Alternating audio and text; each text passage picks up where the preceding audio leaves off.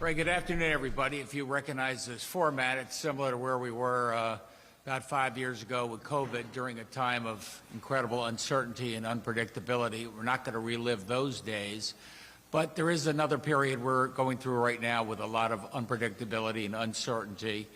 And I just wanted to try on a semi-regular basis to give you an update on where I think we are from the best of my ability. And I've got some folks here to help me out. Rennell and Brenda, as you know, in terms of public safety and emergency services, be there to answer a little bit about some of the impacts the federal potential cuts could have there. And of course, you all know Katie Dykes, energy and environment, and how these changes could impact our state. I don't want to overstate what's going on because every day it changes. But I'll give you sort of the best idea we have of where we are and what we can do about it and what we are doing about it. My basic thought is that in the political world, politicians have very short memories. And a lot of the investments we're making are to make sure the disasters of the past are not repeated, and we're turning the clock back. I remember, my dad would always say, if it ain't broke, don't fix it, right? You always heard that. And we sort of fall victim to that. When I was young and back in Greenwich, I remember when the Minas River Bridge collapsed and the fatalities there and what that did to that greater community over a period of time. And, for a period of time, the political process got going. We started rebuilding roads and bridges that had slowed down. Other priorities took place. Now I want you to know that I feel pretty confident that significant federal resources that are going in alongside our Connecticut dollars to rebuild our roads and bridges and rail I think will continue. At least we don't see as much jeopardy there, which is particularly good news. Perhaps I'll get Garrett Eucalito here to follow up at one of our events. But we're not only building it back so it's faster, we also have to build it back so it's stronger, because of all the incredible environmental hits that we have taken over the last, year and over the last 10 years. You remember the enormous flooding down in the Naugatuck Valley. Those bridges have been built back with much bigger apertures, so it's less likely that gets swept out. The flooding you've got in Seaside Park in Bridgeport, what we're doing to make sure that that doesn't happen, that money is being cut.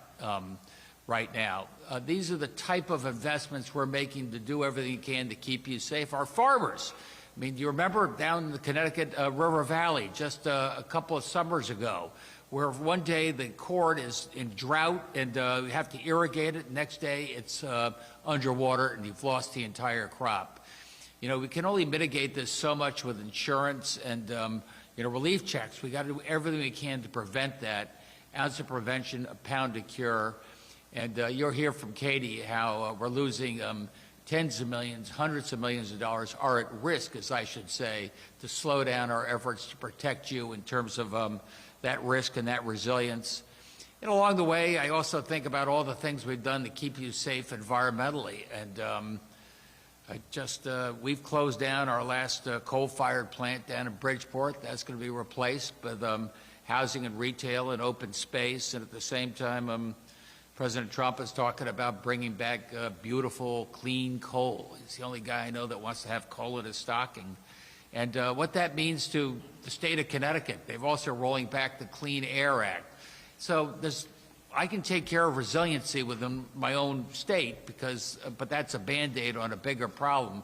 But when you have that coal fumes coming downwind here to Connecticut, you remember acid rain? You hadn't heard that phrase in a long time. You're going to start hearing it again, what that means in terms of leaves falling off trees and pine needles falling off. That's a little bit of what we see at risk there. Another lesson I thought we had learned was after 9/11. And we said we would never be caught unprepared again, if you remember the tragedy of that terrorist act.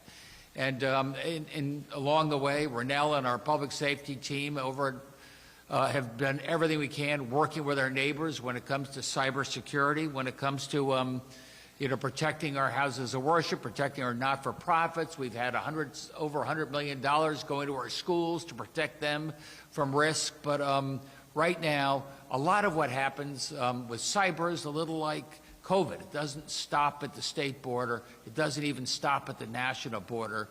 So my feeling, and I'd love to hear what Ronell says, is this is no time for the federal government to be stepping back from our security. This is a security issue that will impact not just Connecticut, but the United States of America. We're doing what we can there, but the threat of tens of millions of dollars being yanked away, Ronell will tell you a little bit more about how that impacts. And finally, I'll circle back to COVID. Brenda and I were there in the Emergency Operations Center a lot going back a few years, and we said we're never going to let that happen again. We're going to be better prepared. We're going to be better prepared in terms of making sure our people are vaccinated, making sure we have the PPE we need to mitigate the effects of any risk they have. You probably heard that $150 million was, just yanked from our public health budget. It's in abeyance, and thank God for Attorney General William Tong. They've got a pause on this, but we've got to be ready because these cuts will be coming. I can't stick my head in the sand. I can't say, oh, it hasn't happened yet, so why worry about it? We're not an ostrich.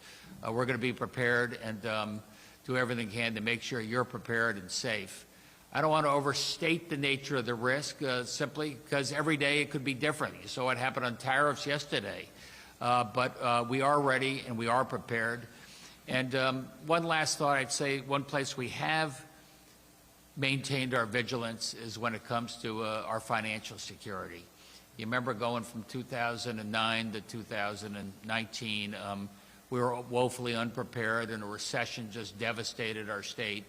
And we've got the potential of a severe recession again, given what you saw just in the last few days. You double that down with the tax cuts coming from the White House, we've got to be ready. And you never be ready for the level 5 storm, but we're ready for what we can anticipate. We do have $4 billion in our rainy day fund. We do have some extra capital gains money that we're going to use to pay down pension debt. That's still our anticipation. That's still our hope, but we do have options. And over the next 6 weeks or so, we'll have a much better visibility in terms of what to expect from the federal government and how we can do everything we can to keep you safe and keep this amazing state moving on a positive trajectory.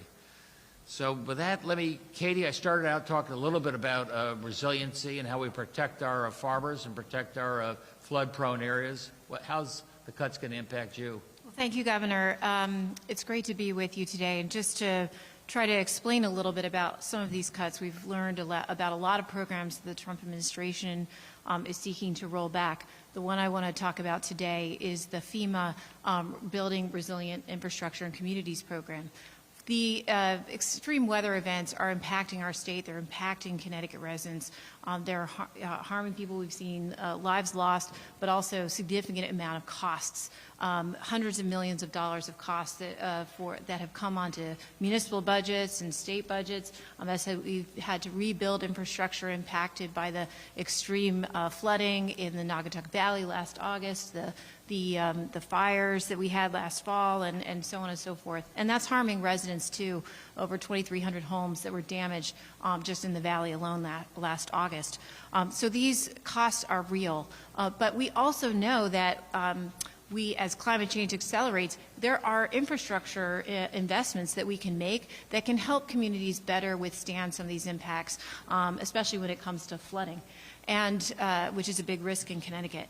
And in fact, in 2018, during the first Trump administration, Congress authorized this FEMA program to help provide funding, 75% of the cost of infrastructure projects from the federal government to help communities build things to keep them safe. That's the FEMA BRIC program, because we know that every dollar invested in this kind of infrastructure saves $13 in disaster recovery money. Unfortunately, last week the Trump administration announced that they were going to be canceling the FEMA BRIC program going forward. They had previously, there was an RFP for up to $750 million competitively to be awarded across the country. We were supporting several municipalities that were hoping to secure some of those grants. So that's really a big blow to our ability to fund these kinds of infrastructure projects going forward. But in addition, we learned that the administration is going to take the really unprecedented step to seek to cancel projects that were were already awarded under FEMA BRIC. And just to tell you what that looks like, we all remember Superstorm Sandy. I remember where I was and hearing, we came within 15 minutes, if the wind direction hadn't shifted sooner, in losing a major substation in Bridgeport to flooding that would have had power outages in Bridgeport in that area for 4 months. And we took action then to design this project with $47 million of FEMA funding that's ready to go to construction later this year that would protect that substation, protect 2 power generators that serve about 1.1 million residents, as well as 4,300 people who live in that flood-prone area. That $47 million award is now at risk of being canceled. We also have another project for about $25 million to protect the train station in New Haven. That's the second largest train yard in the state, and that whole area around Long Wharf, and the list goes on. So about $90 million total in projects that are shovel-ready, ready to go forward and help protect our communities right here in Connecticut from these costly events that may be canceled. So we are, going to be working hard with the AG's office to see what recourse we have to try to keep, make our appeal and help keep these projects on track. We do have some, about $60 million in state bond funds for climate resilience. We're going to keep doing what we can to support communities, but we really need our federal taxpayer dollars coming back to our state if we're able to build that infrastructure that we need to help protect communities. So this is really concerning to see these actions happening. Yeah, thanks, Katie. And so Ronell, we got within an inch or so of losing a substation in Bridgeport that would have taken out 1 million folks or so.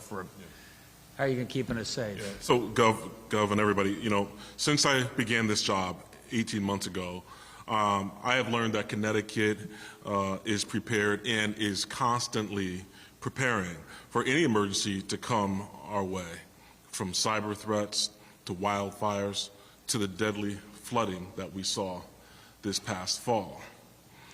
I am concerned, as Commissioner Dykes is, and I know that the Connecticut model of cooperation and mutual aid in this state works, and it works well.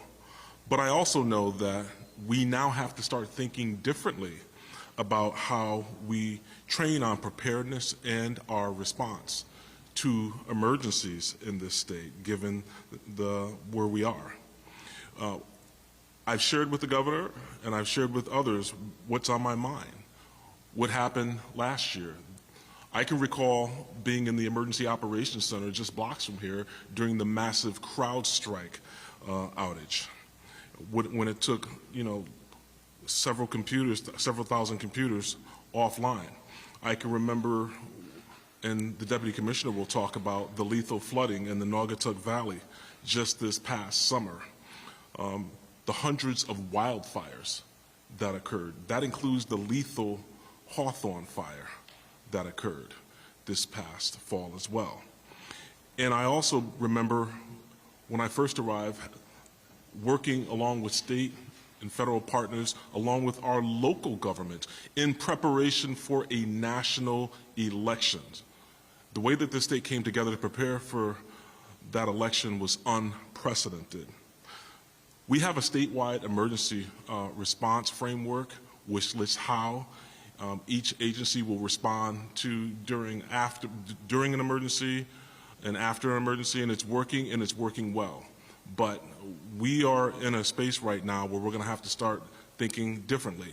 The Deputy Commissioner is going to provide you all with some specifics on how what's happening in Washington, decisions that have been made, will impact this state and impact the way we operate. Deb?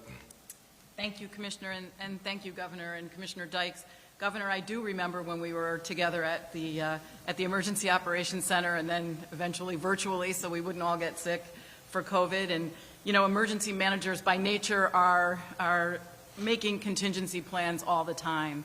COVID was a good example of something that was unprecedented. And with your leadership, we were able to get through it through working together.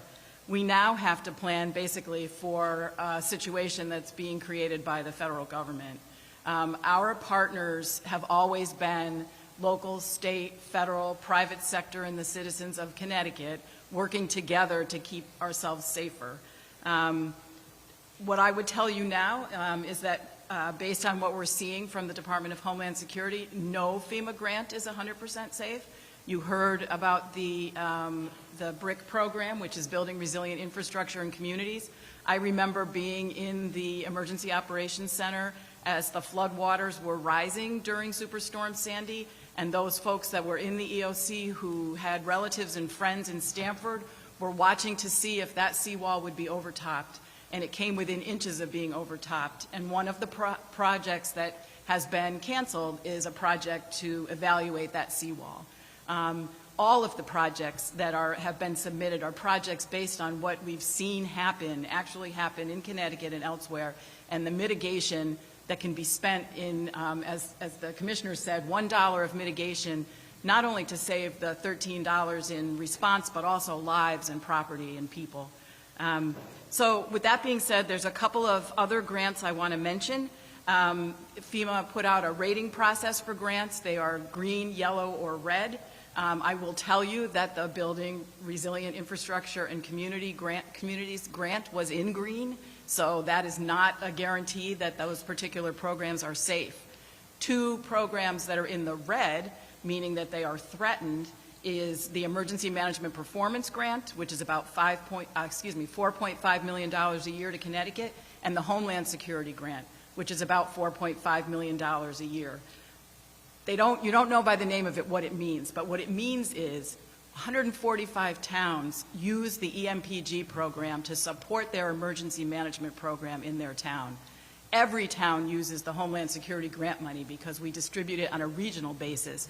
And so everything from supporting bomb squads to the urban search and rescue team that rescued people during the Oxford flooding, to going to Vermont and saving people as well, because they'll come back and help us. Vermont came back and helped us during the Hawthorne fire.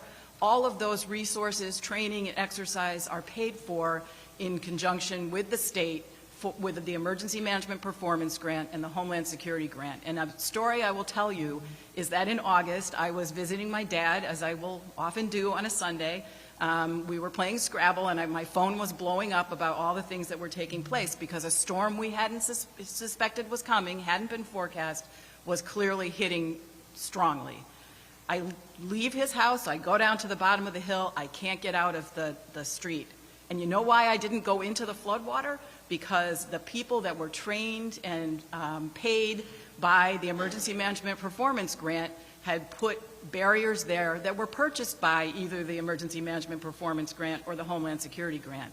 The variable message signs that you see when there's something and says, don't go any further, there's floodwaters, that's paid for by those programs. It took me many different attempts to get out of Newtown that day, but everywhere there was flooding, I saw people with vests. Those vests are paid for by the Emergency Management Performance Grant or the Homeland Security Grant Program. You are all safer because of those grants, and we are all working together all the time on that. But that funding, it's as if one of your close partners that you've worked with for years on everything from preparedness to planning to response to recovery, who was at the table with you for everything, turns their back and walks away. And that's where we are right now. You just heard a few $100 million in grants that are either at risk or on red alert, and there's hundreds of millions more after that. I just wanted you to get an idea of what our contingency planning is, how we're thinking about it. I don't do it because I want people to overreact. I think we have a good eye on what our risk is, but it's also no time to be an ostrich and stick your head in the sand, and just trying to give you a good sense that we're ready for what could be coming. Governor, you gave us a nice list. Is virtually everything being challenged in court at this point, to the best of your knowledge? I can tell you that General Tong is challenging most things. Some, like in education, they said, come back and tell us why you think this would not be an appropriate cut, so we're trying to respond to that as best we can. But we are on alert and been notified they will be cuts. What's an appropriate cut to them? I think they have some requirements, political requirements, in terms of DEI they want us to respond to. Well, there's some of the things that you talked about. We heard from Southbury today about you know, they were lucky to have some money in their budget, so that helped them stave off some of the costs. But there's no question that towns can't do it alone. You've mentioned the infrastructure and things that have been done in Connecticut. What specifically has been done to the flooding? Can you name a couple of things that that Connecticut has done with some of that grant money and that we need to continue to do? You asked what have we done on flooding in particular? I'll pass this over to Katie. Just to tell you, look, the flooding is getting more and more frequent, more and more deadly, and it's not just in Connecticut. It's really all over the country and all over the world. And what we've got to do is rebuild everything we can to make it more flood resistant. Do what we can to protect, hearth and home and our roads and our infrastructure. And that's where a lot of that resources goes. Some of it is 80-20, state and feds. If we lose the 80, it's going to be a lot slower. Katie, can you address some of the things that have been focused on? We have projects, well, we've been working hard to try to advance the projects that I just mentioned, where we've got 90% design and things ready to go to construction, and now we have to scramble to see what's going to happen to those marquee projects. But we're also, utilizing things like the Deep Climate Resilience Fund. This was created with bond authorization several years ago. After Superstorm Sandy, we built 10 microgrids around the state. We've also been investing in planning grants for municipalities, and we're hoping to use the funding to provide the match for this FEMA BRIC funding. So we're going to go back to the table and see how we need to retool that project in light of this news. We've been supporting through the Clean Water Fund and many other programs, support for the north end of Hartford, where we've had a lot of stormwater impacts and flooding as a result of their very aged infrastructure there. We see towns like Meriden. Meriden's a great example of why this infrastructure investment makes a huge difference. They had massive flooding downtown in the 90s. Over the years, they've widened culverts, they've daylighted their stream, they've created a flood storage system out of the downtown. It's actually a park, but it's designed to catch rainwater and create a flood storage system. They've done that as a proactive infrastructure investment and helped them stay safe 2 years ago when communities around them were impacted. So we'll be looking at where we have other pots of money to help other communities emulate that model. But when 75%, when your partner is not at the table anymore with the 75% of the match funding that was available, it means we won't be able to do as much or keep people safe. We saw a series of executive orders last night with the climate. Are you concerned that the President's administration is going to go after states with climate laws similar? You mentioned the DEI efforts, that this could become a vehicle for them to target funding? So I think you may be responding to the Protecting American Energy from State Overreach executive order that came out along with the coal executive order and others. Look, we have programs to try to reduce air pollution, reduce greenhouse gas emissions. Their support, we implement them regionally with many other states. They've been supported on a bipartisan basis by Republican and Democrat governors for years, and they've shown that we can reduce emissions while lowering energy costs and supporting a growing economy over decades. And there have been various efforts to try to oppose or say that those are preempted federally, and they've withstood those tests in the past. So, we're going to continue to work on those programs, and I think that it's really concerning though to see this step to try to impact states with these proven programs that are providing so many benefits. On your chart here, the $100 million under desk, if I'm reading this correctly, does that include the Bridgeport substation? Is that roped into this 100, or where do you get to 100 on this? Just so I'm clear. Yes, it is. It's all part of the BRIC, building resilient infrastructure in communities. Commissioner, you don't have, or correct me if I'm wrong, federal funds, for example, don't go to pay any of your operations. By that I mean troopers or anything of that. No, it just doesn't work that way. It does support the funds does support emergency management and homeland security staff. But not our troopers. Not troopers.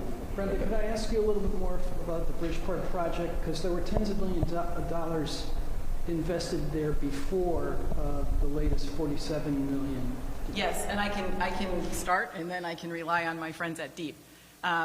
So this was a fabulous collaborative project between the City of Bridgeport, the Department of Housing, and DEEP and us. And so HUD had some funds that were given to, under a long time ago, from the Sandy CDBG money, which is Community Development Block Grant, but it's a disaster fund. So they were able to get some money to start the process. And so they had been investing in all the preparation work that had to be done. But the match for that HUD money is this BRIC money.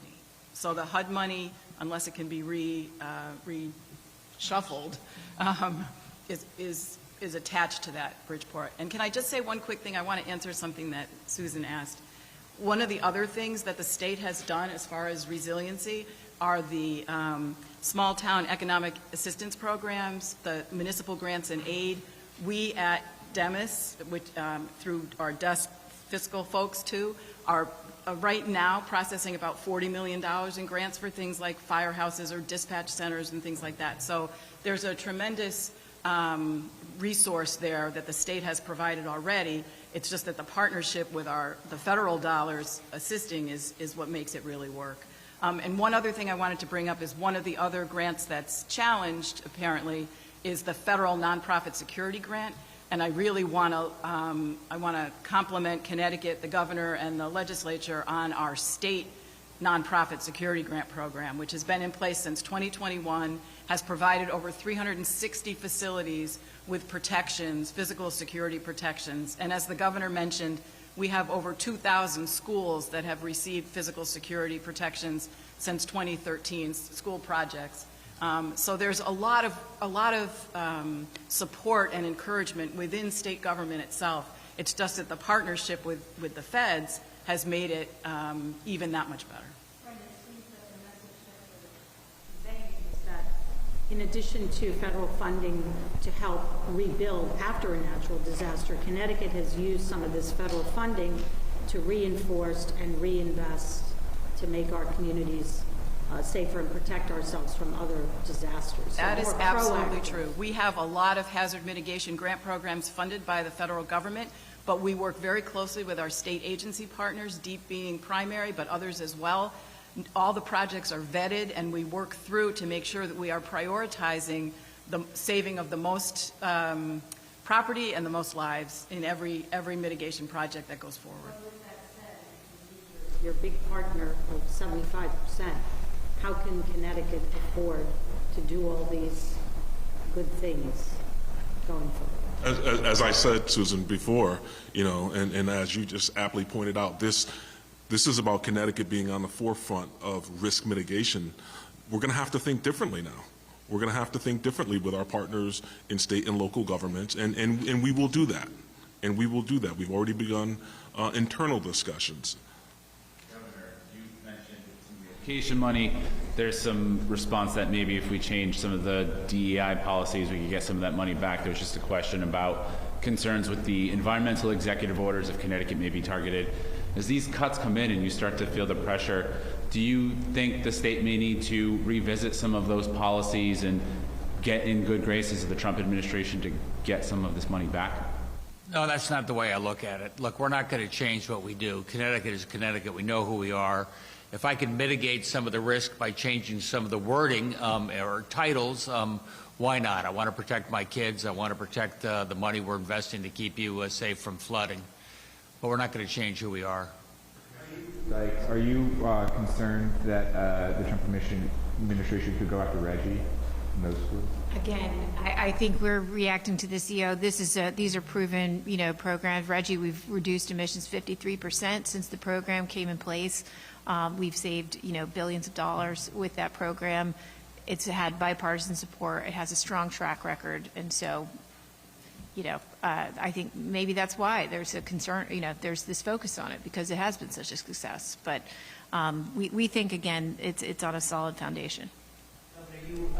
You said you didn't want to overreact, but are you and Secretary Beckham, are you modeling out how bad these could be? In other words, in categories, frankly, part of your job to look ahead. I mean, you might have categories of bad, really bad, and even worse, or whatever the categories are. Are you modeling out how bad this could be? Yeah, I think you nailed the three categories there, Chris. Look, the big one, of course, is Medicaid, and they have said, I want to get $880 billion out of Medicaid, and our share of that would be significant. They change a lot, so I don't overreact to the latest announcement. But we're thinking about what? What if they cut expanded Medicaid? What if they cut the subsidies in Obamacare? What if they cut the minimum payment that we get as a copay with the federal government on Medicaid? This could be anywhere from, $100 million to $1 billion. And we have to model that out and see how we can keep people safe and protect the taxpayers. Brenda, the August 18th storm, Seymour, Oxford, Southbury, is all that FEMA money in? It's in process, and they are working actively with us on that. So the individual assistance for the people that were affected goes out immediately. So that was about $14 million, and that has been dispersed. With the towns, they have to put in a project. It has to be eligible. FEMA asks a lot of questions, puts out a lot of requests for information. Towns have to provide a lot of documentation, and we are in the process working very closely with FEMA and each town to pull together the information they need to submit in order for FEMA to pay them. You still need to submit them. Yes. Some. I mean, it's a process, so everybody's working together on it. It can be very challenging and it can be frustrating, but I have seen FEMA, actually get on with a town and help them figure out how to enter things into the FEMA system. So they're very engaged with us on that response. Governor, both and Democrats in the House and Senate have called for using the volatility adjustment to offset some of these cuts that you're talking about. You've mentioned you want to take a more wait-and-see approach. Can you explain your reluctance, given that adjustment, I understand, it's brought in about $1.4 billion a year that's been offset, but your reluctance to use that? Let's take a look. Look how much the world has changed in the last 6 weeks. We've got almost a couple months in this legislative session. So I tried to say I think we're better positioned than just about any other state. Wyoming's like Saudi Arabia. They got a sovereign wealth fund, but we're doing pretty well there. We've got some flexibility, but I really need that rainy day fund to protect against a recession. That said, maybe we could do a little bit more to make sure that we can mitigate some of these cuts, but I've also been very clear, John, there's no way I can make up all these federal cuts. Do you have any opposition in principle to using state money to offset any of these cuts? Yes, but circumstances seem to be changing, don't they? Obviously, that June 30th date when the fiscal year ends is a key date to make a decision about whether or not to intercept that pension fund transfer. Do you view that as a critical deadline for making a decision? We may not know by then what the federal government's going to do. Let's wait and see. I think we may have a much better idea what the federal government's going to do or not do by the middle of May, and I think that would be helpful. Look, if somebody wanted to take a look at that, volatility, you got to do something before June 30th, but I'm not there yet. Thanks, everybody. Appreciate it.